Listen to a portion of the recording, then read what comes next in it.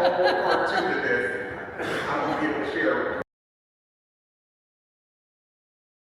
Diagnosing Whiteness and Anti-Blackness, White Psychopathology, Collective Psychosis, and Trauma in America, which recently ranked #1 in Amazon's new book collectives releases, and I'm pretty sure you can get it right there at the conference. Please do so. He's the author and executive producer of the docu-series Diagnosing Whiteness and Anti-Blackness, White Psychopathology, Collective Psychosis, and Trauma in America. Get on his email list. It's a 10-part video series, and he's the founder of Blackademics, a nonprofit organization that provides educational experiences and opportunities to educators, lawyers, healthcare professionals, and the larger population. So Dante is a historian, scholar, public speaker, thought leader, facilitator, and coach, and he has worked and consulted for more than 15 years as a human resource management professional. He's won multiple awards. In 2024, he was awarded the Higher Education Diversity, Equity, and Inclusion Leadership Award by the National Association of Diversity Officers in Higher Education. And I have had the great privilege and honor of co-leading with Dante over the last several years, and can say with all sincerity that I have never experienced anyone hold a container for a group like Dante does. And he allows the deepest and most courageous honesty in participants from all points on the racial spectrum. Dante honored me by asking me to write the foreword to his new book, and has honored me again by asking me to read it to you. So I will do so now and then turn it over to him. I am white. As I read Diagnosing Whiteness and Anti-Blackness by Dante King, I come across terms such as white sociopath, malignant diabolical psychopathy, and white malignant narcissism. One may reasonably ask, how does that make you feel as a white person? And I can answer with sincerity that I feel recognition and relief. I even feel excited and empowered. Why? Recognition because Dante describes a racial orientation inculcated within me at an early age and continually reinforced throughout my life. Relieved because these words break white racial taboos and directly name white sociopathy. Excited because to receive a diagnosis is the first step toward a cure. I feel empowered because I can move past unproductive and self-serving feelings such as guilt and shame. I did not choose to be conditioned into this disorder. I would never have accepted had I been given that choice. Dante's analysis is not about me, but Dante's analysis is about me, but it isn't personal. That understanding is actually liberating as it frees me from defensiveness, hurt, anger, and denial. It renders my self-focus moot. I am left ready to challenge white sociopathy within myself, my fellow white people, and society as a whole. I've been involved in anti-racist education for over 2 decades, working both internally and externally to expose and challenge white supremacy. I could not have done that without deep mentorship from Black people and other people of color. That mentorship required me to break with my conditioning and see value in having relationships across race. As a white woman, I was not raised to know or love or see Dante King. What a tragic loss that would have been if I had not made the changes in my life that would bring us into relationship. Dante is among the most powerful teachers I have had the honor to learn from. I hold the deepest sense of awe for his brilliance, compassion, commitment, and courage. Dante does not tip around white fragility, bending over backwards so as not to upset our delicate sensibilities and set up our rage. Yet, as Marguerite Malloy testifies, Dante's directness exacts a very high toll. To be Black in the US is to carry a heavy allostatic load due to the chronic stress of white sociopathy. To be Black in the US and continually speak truth to power is to amplify that load, as well as to amplify the risk of violence. I implore my fellow white people to open your hearts, allow Dante's message in, and feel the urgency. As our country moves ever closer to renewed legal and social entrenchment of white supremacy, our humanity is at stake. We too have an investment in ending this devastating form of mental illness, which so profoundly limits our capacity for full and moral lives. To any of my Black brothers and sisters, I hope to remind you that regardless of the lies we keep repeating, you are not and have never been the problem. I thank you for your attention. I turn it over to my beloved brother, Dante. It comes with a lot of criticism, antagonism, and vitriol. So thank you so much. I'm honored to be connected to you in a relationship and to be here. So it's been impressive upon me that we have 60 minutes, so I'm going to just jump right in. I want to make sure that people understand some of my folks, that will become clear as I move on or into my talk. But I am raising this morning, and really throughout my work holistically, the experiences of people who have been characterized as and or labeled as Black. And so that includes not only African people, African American people, the people who are Afro-Latino, who are Afro-Indigenous, such as my great-grandmother, and really speaking to people's experiences who have been racialized into the construct of being identified as Black, phenotypically, because they have melanin in their skin. Does that make sense? And so, even within the Latino or Latina or Latina construct, it's important to racialize within that construct because the experiences of Afro-Latinos is much different than the experiences of phenotypically white presenting Latinos. Does that make sense? Okay, do I have Afro-Latinos in the house? Okay, so we're going to get this started, and so I'm going to share with you, I'm going to use to start a conceptual framework by Dr. Frances Cress Welsing. I'm going to allow her to explain it to you, even though she's been dead for a number of years. I'm going to feature an interview of this very brilliant Black woman giving an interview about her conceptual framework. She was actually fired from Howard University in the mid-1970s for this framework, and then we're going to work from it. So turn to the person next to you and say, he's going to share the framework. He's going to share the framework. And then we're going to work from it. And we're going to work from it. Turn to your other neighbor and say, and we're going to learn from it. And we're going to learn from it. Okay.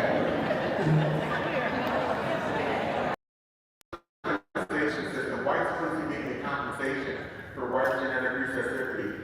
So I'm going to give some examples that really highlight this, and I'm going to start with the institution of religion. But let me go back because, let me just see. Here we go. When we consider, for example, the intersection of the influence that white supremacy has in all of these areas of our lives, I'm going to deal with initially the intersections of religion, of war, of politics, legality, and also education and religion. Like this is all wrapped up in there. So, let me just go. Okay. How many of you are familiar with the American Toleration Act of 1649? Okay. Who would like to tell the audience what it said? Who raised their hand? Please stand up. Or someone, whoever stood up, or raised their hands, please stand up. No one. The reason I'm doing this on purpose too, because I have white people that are like, oh yeah, I'm familiar with this, but then when you ask them to recite it, they can never tell you. So if you're sitting next to a white person that says, I've heard of this before, point them out. So I can point them out so I can invite them to go read it. Okay. So the American Toleration Act looked like this. For as much as in a well-governed and Christian commonwealth, matters concerning religion and the honor of God ought to be in the first place to be taken into serious consideration and endeavored to be settled. Be it therefore ordained and enacted by the right honorable Caecilius Lord Baron of absolute lord and proprietary of this province, with the advice and consent of the upper and lower house of this General Assembly, that whatsoever person or persons within this province and the islands thereunto belonging shall henceforth blaspheme God, that is, curse him, or shall deny our Savior Jesus Christ to be the Son of God, or shall deny the Holy Trinity, the Father, Son, and the Holy Ghost, or the Godhead of any of the said three persons of the Trinity, or the unity of the Godhead, or shall use or utter any reproachful speeches, words, or language concerning the Holy Trinity, or any of the said three persons thereof, shall be punished with death, and confiscation or forfeiture of all his or her lands and goods to the Lord proprietary and his heirs. So if you reject Christianity, if you blaspheme God, if you say anything to go against Jesus, you will be murdered. Turn to your neighbor and say, you will be murdered. And all of your assets that you've worked for will be forfeited to the Lord Governor. Forfeited to the Lord Governor. How many of you will resist Christianity at this juncture in time? And please don't raise your hand, because most of you won't even go to a riot or a protest. So if you expect me to believe you, I don't. None of us would. So we have to understand that the weaponization of white religion, of European religion, and how it's been used as warfare, not just psychologically, but physically. I think it's very important too to understand in this what I refer to as the conversion laws. I'll give an example of just one. This is 1667, and it says, whereas the doubts have risen, where the children that are slaves by birth, by the charity and piety of their owners, made partakers of the blessed sacrament of baptism, should by virtue of their baptism be made free. It is enacted and declared by this grand assembly and the authority thereof, that the conferring of baptism does not alter the condition of the person as to his bondage or freedom, that diverse masters free from this doubt may more carefully endeavor the propagation of Christianity by permitting children, those slaves, or those of greater growth capable to be admitted to that sacrament. So prior to this law, Christianity came with the benefit of freedom. And after this law, it did still for people who were considered free and European. But if you were enslaved, an indigenous person or an African person, that characteristic of freedom, no, is no longer there. So they went about baptizing indigenous people, converting African people, and they could baptize them, but what this law said is you will be baptized and made Christian, but you will not be free. Does that make sense? So how many of you understand that anti-blackness sits at the heart of white morality? Anti-blackness, say this with me, turn to your neighbor and say, anti-blackness sits at the heart of white morality.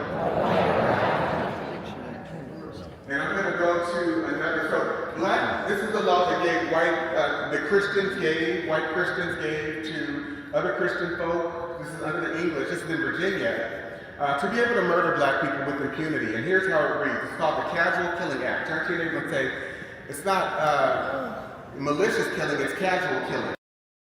So this law says, whereas the only law enforced for the punishment of refractory servants resisting their master, mistress, or overseer cannot be inflicted upon Negroes because black people are too stubborn, they need a stronger degree of force.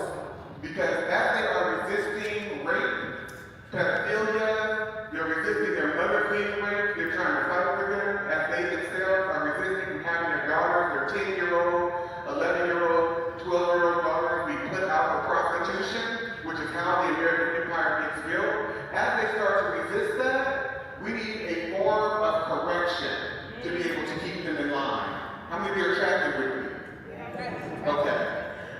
So because of their stubbornness, you see the word obstinacy, many of them they can't be suppressed by anything other than violent means, be it enacted and declared by this grand assembly if any slave resists his master or other by his master's order correcting him, and by the extremity of the correction, I have to memorize some of them, should happen to die, that his death shall not be accounted a felony, but the master or that other person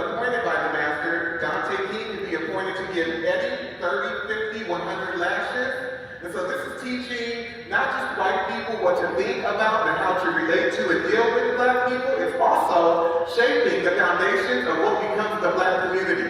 Because how many of you know that we weren't Black? We were Ugandan, we were Nigerian, we were Canada, we weren't Black. And so the whole Black construct is one of terror and trauma. And so it said, since, we're giving basically white people the benefit of the doubt, and the entire legal landscape in this culture, and institutional and cultural landscape, is all about giving white people the benefit of the doubt. So each one of these laws and everyone that follows subsequently assumes good intent. How many of you know that a Black person can never assume good intent of anyone? We have no allies here, and sometimes that even includes people that look like us, because they've been trained to adhere to a psychological framework, a cultural framework, a value system, a belief system that aligns themselves with whiteness. And so I have to understand and size up very quickly and accurately who in the room is doing their work. Because even Black people cater to white comfort and seek validation from white people and other non-Black people, and they see a valuelessness when it comes to other Black people. So I have to stay away from those Blacks. Turn to your neighbor and say, you have to stay away from those Blacks. Stay away from those Blacks. And don't get me wrong, I'm very clear because I used to be one of them. And I'm in recovery. And I still struggle with be or can be given the circumstance or whatever. But I'm working on myself. And so I'm inviting all of you, as I am too, to be on this journey of recovery from white supremacy. Recovery from anti-Blackness. So I'd like you to turn to your neighbor really briefly and just share. What's your initial reaction to some of the examples that I just shared? I'll give you 30 seconds each. Person, just one. A reaction? No one? Okay.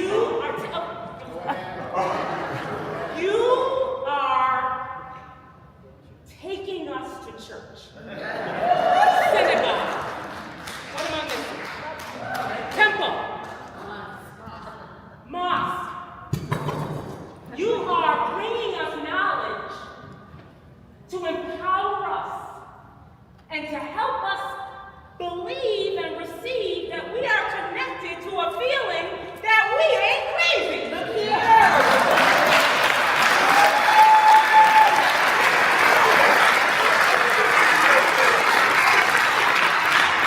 So one of the words that we used was the word intense. And I asked, well, why would you use that word? And then as they shared, what was coming up for me is I need to ground myself when once again I'm shown something that I was not allowed to see. And so as I begin to see these and continually unpack these moments, it's not about getting upset and angry anymore. I'm grounding down and I'm allowing myself to go on my journey of healing because that is what I need. So thank you.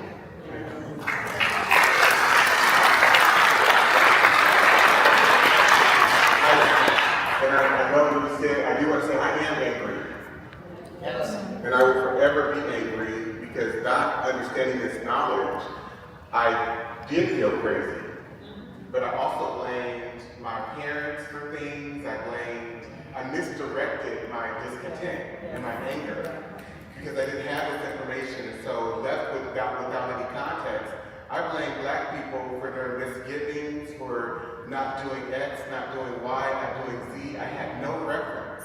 And once I was able to go on this research journey, then I'm going to invite you to go on with me, and also Dr. Ralph D'Angelo. We have a 16-week fellowship that we're doing together. But once I began my research journey about 20 years ago, it just traumatized me. I went through grief. I was very sad. I became depressed. I became suicidal at what I was finding out. And it allowed me to understand that there's not one African American person in this country or Afro-Latino person or person of African descent who has a lineage that dates back to the antebellum period, or any Black person even that has come since the end. whatever result I see, whether they're economically deprived, whether they are on drugs, whether they have been abused or ravaged by the white supremacist system of criminality, it's not their fault. It's not their doing. I have to forgive every black person. And the reason I say that, if you were to join the fellowship, you will see, I'm sharing examples with you, but I have over 20,000 of these legal examples. 20,000. And when you do a chronological trek into the present, it becomes very clear the things that have been happening in this country for centuries.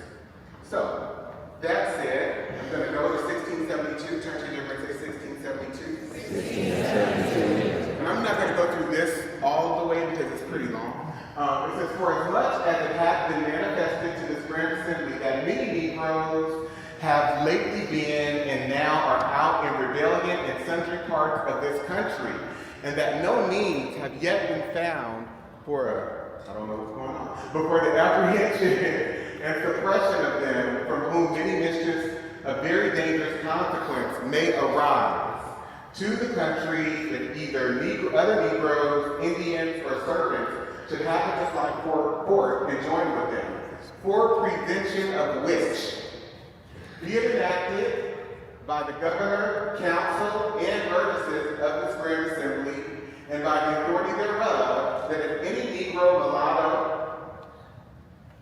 Indian slave, or servant for life run away, and shall be pursued by the warrant or human cry, it shall and may be lawful for any person who shall endeavor to take them upon the resistance of such Negro, mulatto, Indian slave, or servant for life, to kill or wound him or them so resisting. So turn to your neighbor and say, violence is an institution of white America. Genocide is an institution of white America. Turn to your other neighbor and say, what happens to a people? What happens to a people? When it is programmed into them, that they can murder willfully, without cause, but based on a presumption or assumption that they are in fear.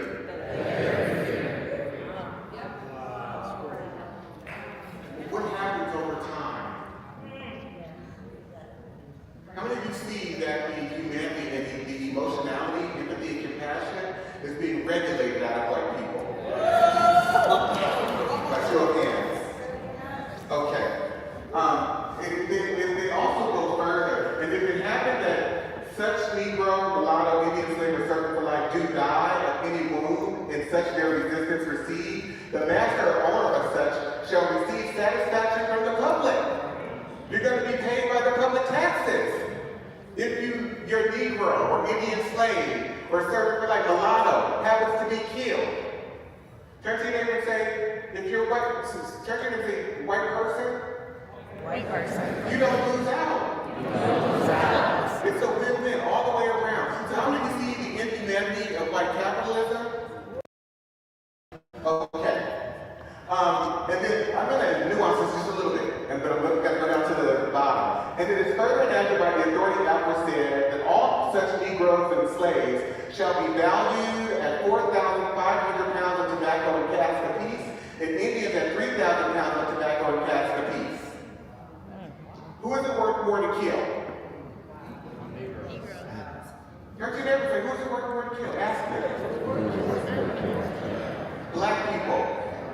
And we're going to add into this, and it is further enacted that the neighboring Indians do and hereby are required and enjoined to seize and apprehend all runaways whatsoever that shall happen to come amongst them, and to bring them before some justice of the peace, who upon receipt of such servant, slave, or slaves from the Indians shall take unto the said Indians for a recompense 20 arms length of roanoke or the value thereof in goods as the Indians shall like up. So we're going to commission pretty much white presenting indigenous people, Indian people, and that becomes clear too because they begin to write this into the law. who they're talking about. So phenotypically, if you were a person of Indian descent or indigenous descent, and you look like you have African blood in you, they would call you mestizo, or they would identify you as black during this particular period. And so, phenotypically white-presenting indigenous people, we're commissioning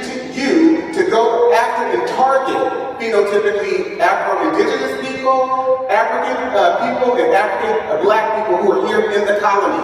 How many of you get this? This is very nuanced, and it's important that we racialize always, understanding that racism in America is a color caste system. Turn to your neighbor and say, it is a color caste system.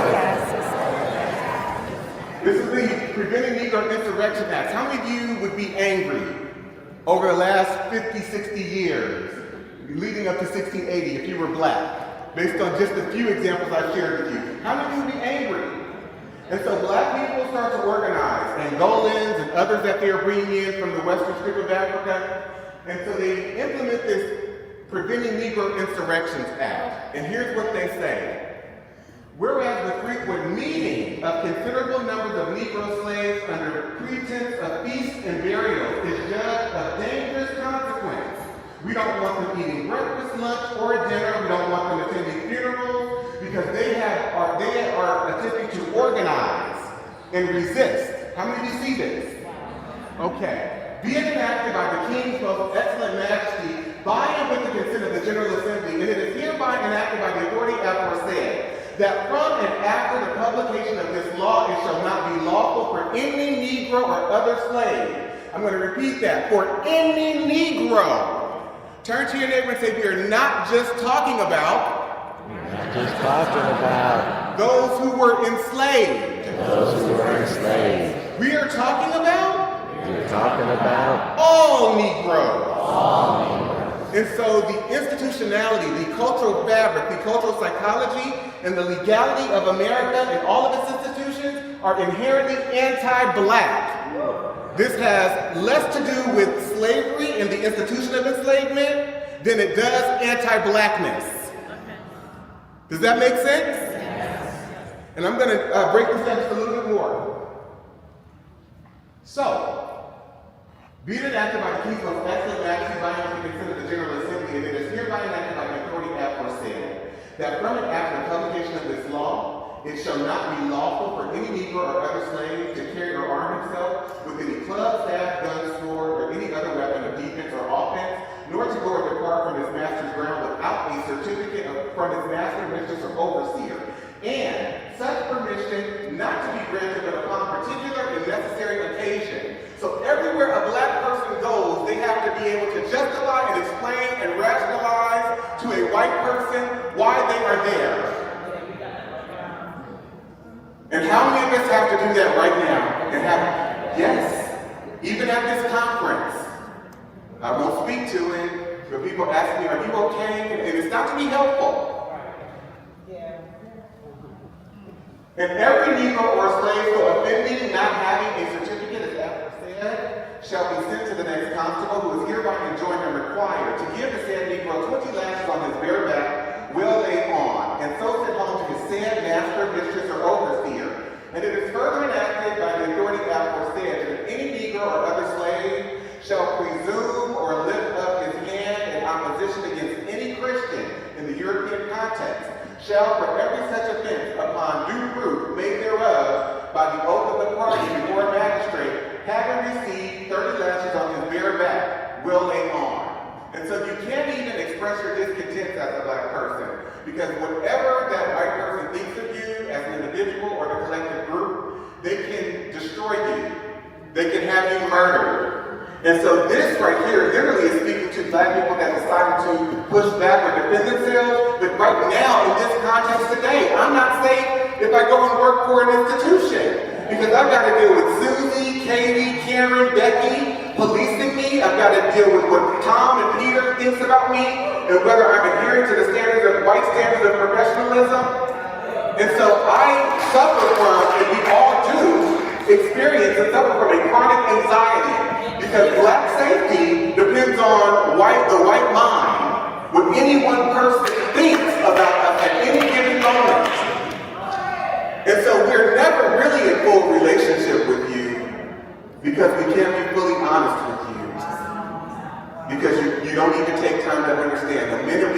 our discontent.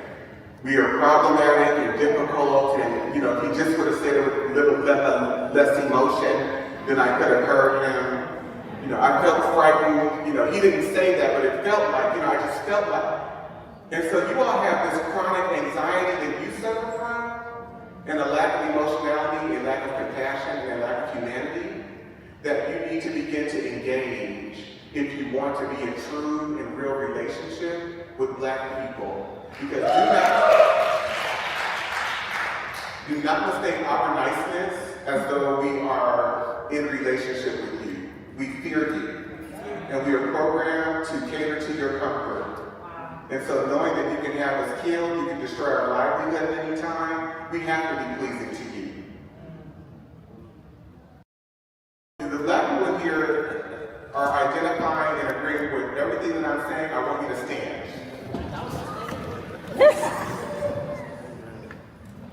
So you can see I'm not just speaking for myself.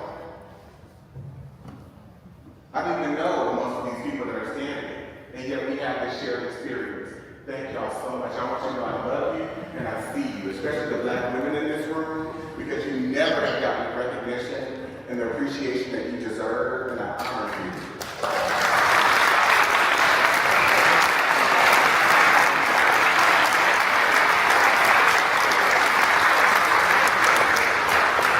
And the Black men too, my Black males, my Black brothers, I love you, I see you, I understand the erosion of your humanity, having to minimize yourself and make yourself small, not even being able to defend yourselves, your sons, daughters, nieces, and nephews. It's crazy. So I just want to say that. And I would not be standing here today had it not been for my mom, who I worship when she was my first role model. And my dad, I love my dad too. And so it goes on saying, it is hereby further enacted by the authority that said that any Negro or other slave shall absent himself from his master's service and lie hid and lurking in obscure places, committing injuries to the inhabitants, and shall resist any person or persons that shall by any lawful authority be employed to apprehend and take the said Negro. That then, in case of such resistance, it shall be lawful for such person or persons to kill the said Negro or slave so lying out and resisting, and that this law be once every 6 months published at the respective county courts and parish churches in this colony. And so guess what? Stand up for me, white people. Please stand up for me. I just want to share with you, in our service today, we have a new law that gives you the opportunity to ask for a certificate from every Black person that you see. You have the right to police and surveil them anytime you see fit. They have to justify and explain to you why they're at any given place at any given time. And if they raise their hand to defend themselves against you, or even if you just think it, if you presume that they might be going to do something to you, you have the right to report them to the local authority and have them subjected to 30 lashes on their bare back and then sent home to their master. And if that's not enough, guess what additional privilege we're affording to you today in this law? You get to have them murdered, or you can kill them yourselves with impunity. What great privilege. And so now, after this announcement, we're going to have communion, we're going to have some grape juice, and then we're going to pray, because God has given us this authority. How does that privilege feel?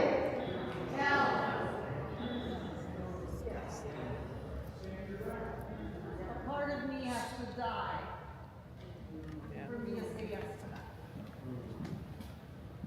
What part of myself do I have to kill to say yes to that law?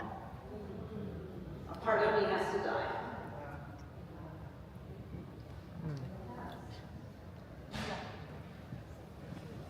Or you can have a seat.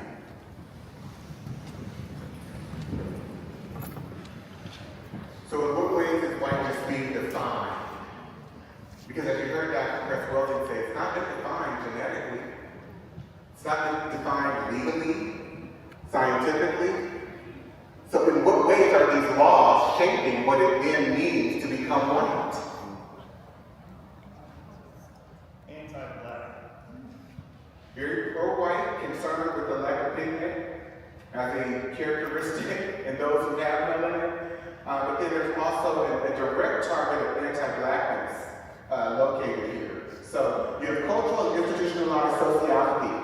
which equals psychopathy. How many of you would agree with that? Show of hands. Okay. I only have a few minutes left. Here's the Black Academics Boot Camp. If any of you are interested, I'll be in person for an entire day at Preservation Park in Oakland, California, and we'll be together all day, just there, going through an intense summit of this material and critically examining it. For those of you who want to sign up from the conference, we will give you $100 off. Just email my assistant, jj@danteking.com. Our email is jj@danteking.com. If you would like to join the fellowship that spoke about that Dr. Robert D'Angelo and I are doing, that starts September, and it's every other Wednesday on Zoom from 10 a.m. Pacific time to 2:30 p.m. Pacific time. And we go for 8 months, 16 weeks, every other week. If you register from the conference, again, I will offer you $1,500 off. Just email my assistant, jj@danteking.com. So going back to this, and looking at the color aspect, so how many of you see the preoccupation with color? Turn to them and say, Negro, Negro, Negro. As white people begin, or Europeans begin to convert, indigenous and African people into Christianity, they have to transition from using the term Christian, because now multiple people are identified by that label outside of the European construct. To several people, or at least a few, that are here. Well, first of all, let me say this. I would not be here if it were not for this gentleman right here, by the name of Marcelo Walker. Please.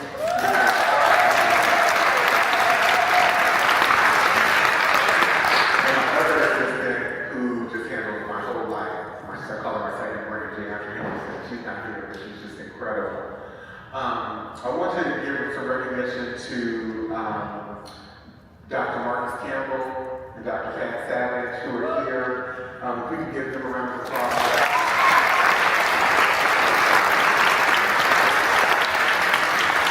I've been doing some incredible work with them, some deep work.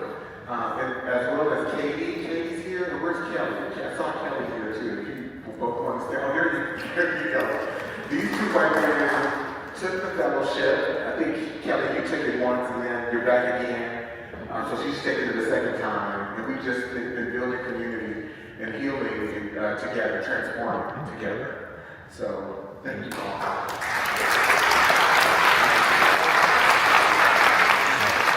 This is the South Carolina 1740 Negro Act, and this act says, Section 1 declares all Negroes or Indians to be slaves.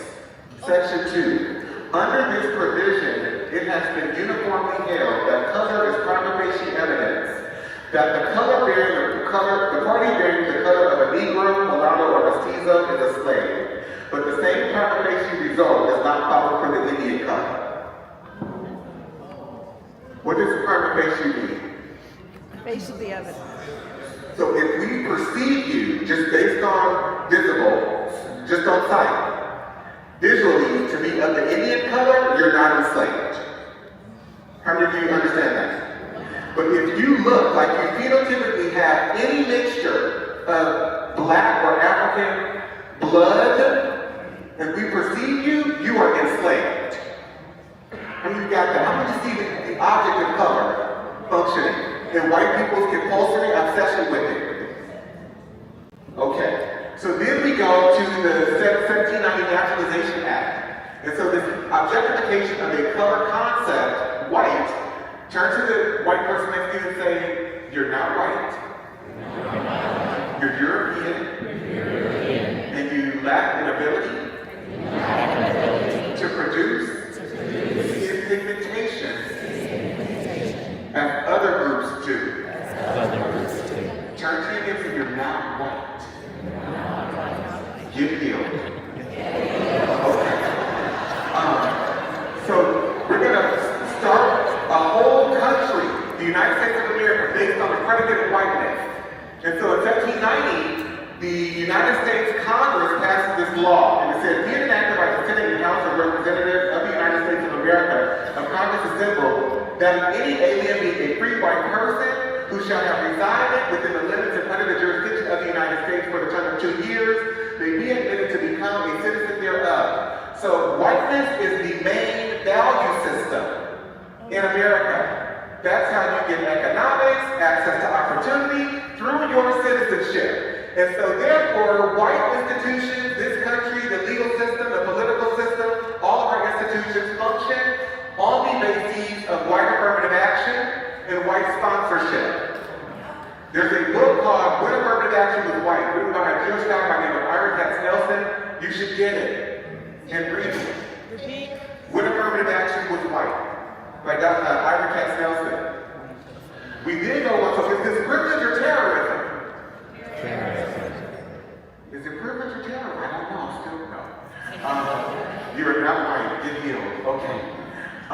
So whiteness is psychological in nature. It's been infused into our legal system, all areas of our lives, and so has anti-blackness.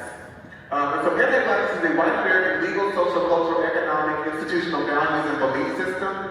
It involves the deprioritization of humans labeled as black people, as well as the criminalization, hyper-negativity, hyper-scrutiny, and negative positioning of black people and or blackness throughout all aspects of American society and life for the purpose of justifying and rationalizing political, social, cultural, economic debasement and inhumane treatment, ultimately genocide.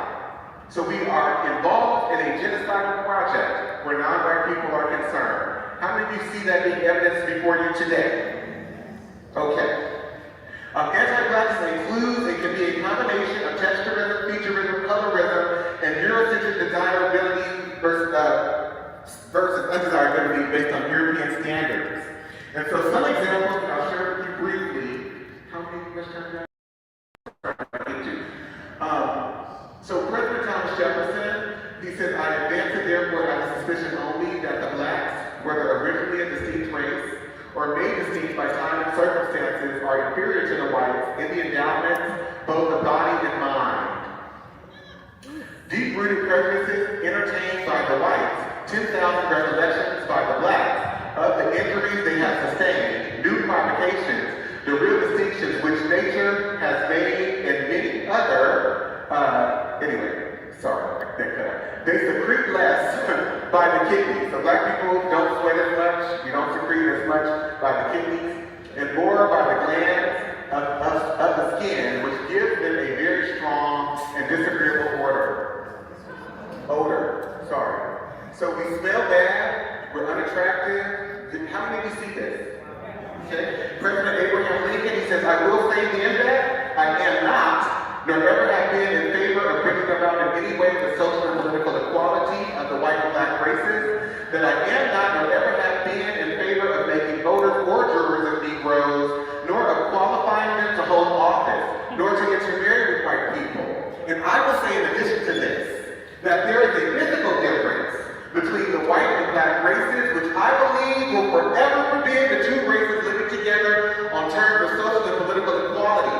And inasmuch as they cannot so live while they do remain together, there must be the position of superior and inferior, and I, as much as any other man, am in favor of having the superior position assigned to the white race.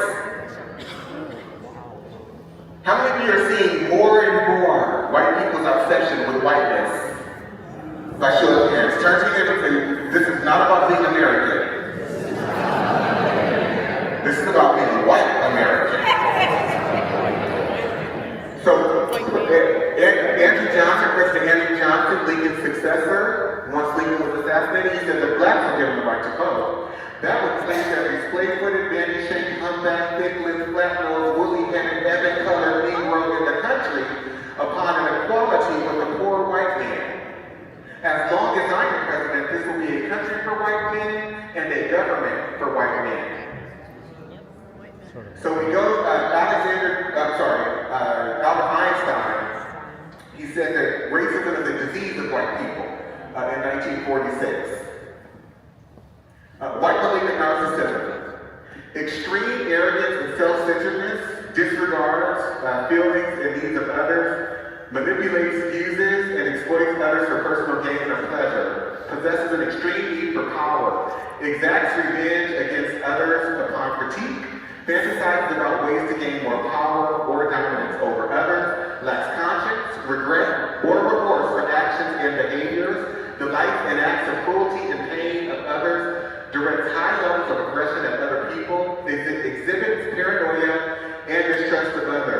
I was going to get into, if I had time, the ways in which academic institutions were used to create scientific philosophies to define Black people as inferior. And so if you study the field of psychiatry, white psychiatry, you understand that all of the behavioral determinations that have been made are all made up by white people. And they use their own cultural, psychological orientations to try and define and determine what human behavior should look like for all human beings on the earth. How many of you understand the degrees of narcissism contained in that particular functionality? To think that you're able to define human behavior for every human being on the planet, not understanding their culture, the nuances of lineage of the culture, what people value, no consideration of it. Just use labels to diagnose people based on how you perceive them. Turn to your neighbor and say, it is psychotic. And so, that was University of Pennsylvania. I'm going to end with a quote. If I can get to it. These are rape laws that just only included white women, didn't include Black women. White men were not criminalized in most states for rape. Every prototype that they mentioned for rape in these laws has to do with a Black male. And I'll just share a few examples with you about this. This is Celia, who murdered her 65-year-old master, Robert Newsom, in 1855. And when the judge handed down the instructions for the jury, here's what the judge said. If Newsom was in the habit of having intercourse with the defendant, who was his slave, and went to her cabin on the night he was killed to have intercourse with her, or for any other purpose, and while standing, he was in the floor talking to her, she struck him with a stick, which was a dangerous weapon, and knocked him down, and struck him again after he fell, and killed him by either blow. It is murder in the first degree. So if he was in the habit of raping her, he should have just been able to do it.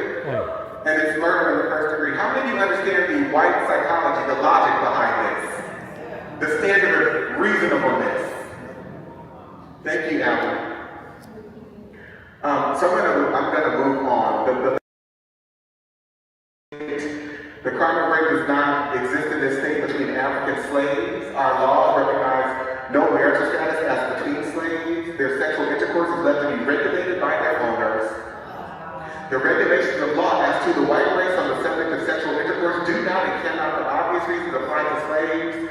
Their intercourse is promiscuous, and the violation of a female slave by a male slave would be a mere assault and battery. So this is in and out of slavery. So when we go to Dorothy v. State, they said in the Georgia Supreme Court that Black men, if there's any evidence that says that this Black man did not intend to commit a rape, their Blackness will trump the evidence. How many of you understand that? This is 1899, so we're no longer talking about slavery. The Florida Supreme Court, Black women are immoral, so therefore they can't prove chastity. So they can't be raped. This is 1918. Alabama, 1953, Black men are just rapists.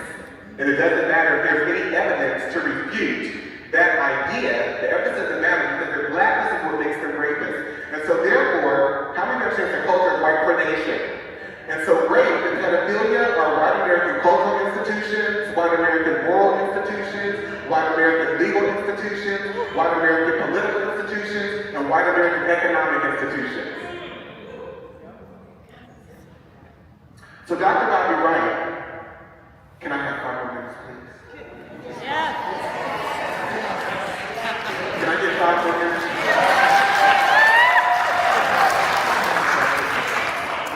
Look short. Okay, short. He's Jay the Stair. So in his seminal work, the Psychopathic Racial Personality, Dr. Wright analyzed the behavior of European Americans toward African Americans through the lens of psychopathy. He proposed that the historical and ongoing mistreatment of African Americans by European Americans is not simply a matter of prejudice or ignorance, but it is indicative of a deep-seated psychological condition. Key characteristics. Wright argued that the defining traits of the psychopathic racial personality include an absence of empathy, a disregard for the humanity of others, deceitfulness, and a persistent pattern of exploiting and oppressing African Americans. He believed that these traits are manifested in institutionalized racism, systemic violence, and cultural domination. So Dr. Bobby Wright writes in this pamphlet, in their relationship with the Black race, whites are psychopaths, and their behavior represents an underlying biologically transmitted proclivity with roots deep in their evolutionary history. The psychopath is an individual who is constantly in conflict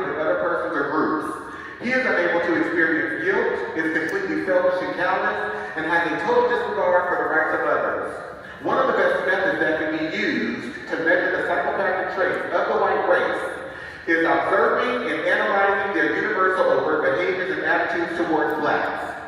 Psychopaths simply ignore the concept of right and wrong. By ignoring this trait in the white race, the lack of ethical and moral development, blacks have made and are still making a tragic mistake in basing the worldwide black liberation movement on moral suasion. It is pathological for blacks to keep attempting to use moral suasion on a people who have no morality, where race is the variable. I want to end with this though. Black and brown people, you have ingested this just as much as white people have. Because you strive in your quest for progress to be just like white people. And so this extends to you. You've been trained to be psychotic. You've been trained to be delusional. Because how many of you are hearing this history for the first time? So many of these examples, by show of hands. The specifics of it. I want you to stand. How many of you are hearing it for the first time? And I'm just to say, everyone in this room is, in terms of the specific examples. I'm sure you can have my presentation. That means you've been living within a delusion. Because you've not known what has gotten you here to this moment. And so you've been living in a delusional state. And so if white people have been trained to be sociopathic and psychopathic where black people are concerned, that is true for you too. Because everything that they believe, you believe. Everything that they value in terms of their educational system, language, logic, all our cultural norms, standards, you brought into that too. So you have to do your own work and start your own journey. Thank you so much for having us.